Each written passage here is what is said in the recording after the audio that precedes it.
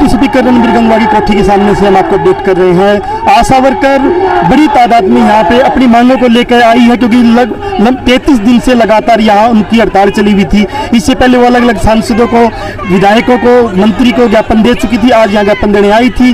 फिर वही हुआ कि रणबीर गंगवा यहाँ नहीं मिले, और कोई मिला तो वही उसका लड़का मिला, ज्ञापन ले लिया और बोला कि हम ये कर देंगे। लेकिन क्या पूरा मसला है, क्या आशा वर्कर संतुष्ट है, ये हम उन्हीं से आपकी जुबानी सुनाते हैं। तो आज आप ये आए हैं हमारे पास, और आज गंगवा साहब यहाँ नहीं है। इनकी जो भी डिमांड है उन तक पहुँचाने का काम करूँगा, और मुझे पूरी उम्मीद और विश्वास है कि सीएम साहब और पूरी सरकार जल्द से जल्द इनकी जो भी मांग है। पिछले 365 दिनों से तो यहीं पर थे। पता तो सभी को है कि आशा वर्कर्स का धरना चल रहा है। कितने समय से चल रहा है मैडम धरना? लेकिन उसके बावजूद भी अभी तक आप इस तरह से बात करिए, ये कोई ये हमारी माता बहनी मेरी चाची ताई है। क्या कारण है कि जब भी कोई ज्ञापन देने आता है, एक मिनट, क्या कारण है कि जब भी कोई ज्ञापन देने आता है, किसान, आशा वर्कर, आंगनबाड़ी, उस दिन डिप्टी साहब होते ही नहीं, आप उनका ज्ञापन लेने आ जाते हो? आप किस हैसियत से लेने आते हो? क्या संवैधानिक पद आपके पास है ज्ञापन लेने का? देखिए, मेरे पास कोई पद नहीं है। मेरे पास एक पद है कि मानवता का, और जब भी कोई घर आता है वो हमारा मेहमान आता है, और वो मेहमान एक भगवान का रूप होता है, हमारी संस्कृति है।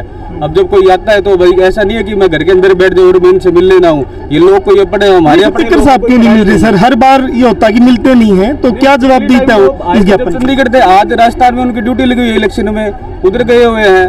तो ऐसा थोड़ी है, और कोई ये तो हमारे अपने लोग हैं, कोई बाहर के लोग थोड़ी है। अवेयरनेस के बावजूद भी इग्नोरेंस हो रही है, ये कहना अवेयरनेस के बावजूद इग्नोरेंस सर, इग्नोरेंस हो रही है। देखिए, अब मेरी बात सुनो। उन्होंने क्या कहा पत्रकार होते ने कि आपके पास क्या पद है, क्या वो है?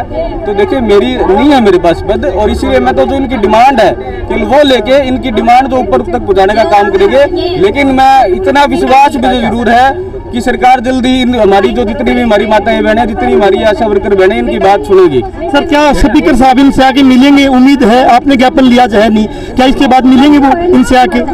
मैं आपको ये बताना चाहता हूँ जी, गंगवा साहब यहाँ यहीं रहते हैं। ये पेड़ है, सुबह 6 बजे आपको यहीं मिलेंगे जब भी आप आओगे। लेकिन जब ज्ञापन देने आते तब कभी नहीं मिलते सर। मैं लगातार हम देख रहे हैं, किसान आए हैं चाहे आ जाए, मिलते नहीं। आप लेने आ जाते हो ज्ञापन? आपने कितनी बार देखा है जी? 3 से 4 बार तो मैं आया हूँ, और ज्ञापन लेने के लिए मैं कह रहा हूँ डिप्टी स्पीकर साहब यहाँ नहीं मिलते। राजस्थान गए हो, मैं खुद कह रहा हूँ, और इनका मैसेज भी आया था, तब इनको बताया था कि वो भाई साहब हैं अभी 11 बजे तक गंगवा साहब यहाँ हैं, और फिर इनका मैसेज आया कि हम लेट हो जाएंगे। मैं कोई बात नहीं जी, मैं घर मिलूंगा आपको। तो और ये घर आए हैं और ये हमसे मिले हैं, इसमें क्या दिक्कत है? दिया गया, आप उससे सहमत है? आप संतुष्ट दिख रहे हैं? हम संतुष्ट नहीं है। जब तक गंगवा साहब आके हमारे से बात नहीं करते, हमारी मांगों को नहीं मानते, फिर हम वही बात है, हम फिर दोबारा आ जाएंगे। हमें कोई दूर नहीं है। ये भाई कह रहा है ना कि हम बहने हैं, इनके मानवता के नाम कोई बात नहीं, कोई दिक्कत नहीं।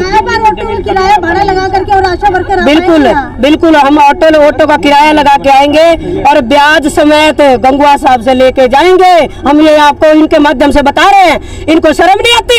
33 दिन हो गए इन लड़कियों को, आशा वर्करों को बैठे हुए। चलो एक दिन मान गया चंडीगढ़ में था, एक दिन था राजस्थान में, कि रोज ही राजस्थान में पड़े रहे हैं।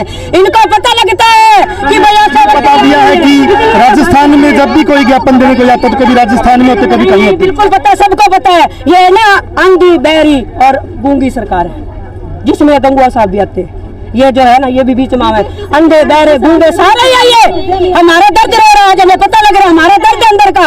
ऐसे नहीं आ रहे, हम 33 दिन हो गए हमें बैठे, हमारे का बच्चा नहीं है, अगर हमारा का परिवार नहीं है। मांग क्या रहे हैं? हम अपनी जायज मांग रहे हैं, और कुछ नहीं मांग रहे। तो क्या भविष्य में ये प्रतिनिधि आपके घर वोट मांगने आएंगे तो आपका क्या रवैया रहेगा? वो तो देखो जी, मानेंगे तो प्यार तय न, जिस तरह प्यार तो बोलने लग रहे, इस तरह प्यार तो बोलेंगे। अगर नहीं मानेंगे तो दूसरा फिर हम इनकी टांग रोड, अगर कुर्सी पे बिठा रखे हनी, तो कुर्सी से गिराने का हक भी हमें है पड़ा। फिर हम देखें। हमने वोट दिया था तो हम यहाँ